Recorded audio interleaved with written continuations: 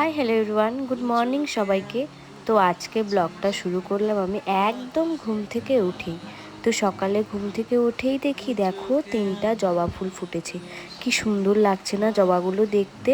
আমাদের যে গাছ বুনেছে, আমাদের গাছের সব ফুল ফোটেনি এখনও, কিন্তু আস্তে আস্তে ফুলগুলো ফুটছে।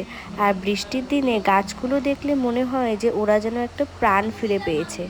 ফুল গাছ দেখছিলাম আর বাবা এদিকে সাইকেল নিয়ে চলে গেল বাজারে। আর বাবা বাজারে যাওয়ার আগে আমাকে কতগুলো লাউয়ের ডুকা কেটে দিয়েছিল, বলছিল তোর মাকে দিস, রান্না করবে। পরে আমি মাকে দিলাম। আর মার তো ডেইলি রুটিন, মার হচ্ছে ফুল গাছ যত্ন করা। এদিকে মা ফুল গাছ যত্ন করছিল আর আমি ঝটাপট রেডি হয়ে নিলাম, কারণ আমিও আজকে যাব কলেজে। কলেজে প্রথমে এসেই দেখি এই যে আমার বন্ধুর দেখা, মানে সাপের দেখা। কলেজে সবাই বলে এটা নাকি আমার বন্ধু।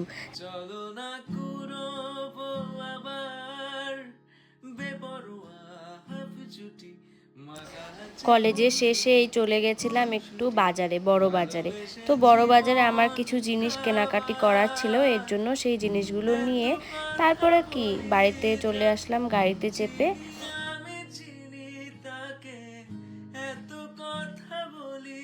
এসেই দেখি মা দোকানে জিনিস বিক্রি করছে।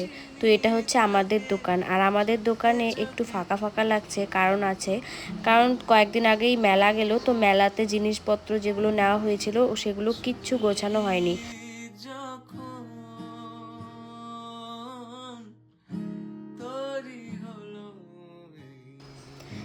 এই যে এরা আমাকে ফোন করেছিল যে বৃষ্টি দিয়ে আমি আসবো, তুই কি করিস। আমি বললাম যে আমি এই তো মাত্র কলেজ থেকে আসলাম, তো ঠিক আছে তোরা আয়। তো আমি খেতে বসেছি, দেখি ওরা আসলো। তারপরে আর কি দেখো ওরা কি সুন্দর ভিডিও করেছে, ফটোশ্যুট করেছে, কি ভালো লাগছে না দেখতে। এগুলো কিন্তু মোবাইলের ফটো, খুব সুন্দর হয়েছে ফটোগুলো। তোমরা যদি কেউ ফটো তুলতে চাও ওদের কাছে এসো, ওরা খুব সুন্দর করে ফটো তুলে দেয়।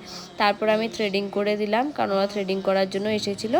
এরপরে মা আর আমি কিছুক্ষণ বসে বসে গল্প করছিলাম, কারণ আজকে আমরা বাড়িতে খাবো কেক।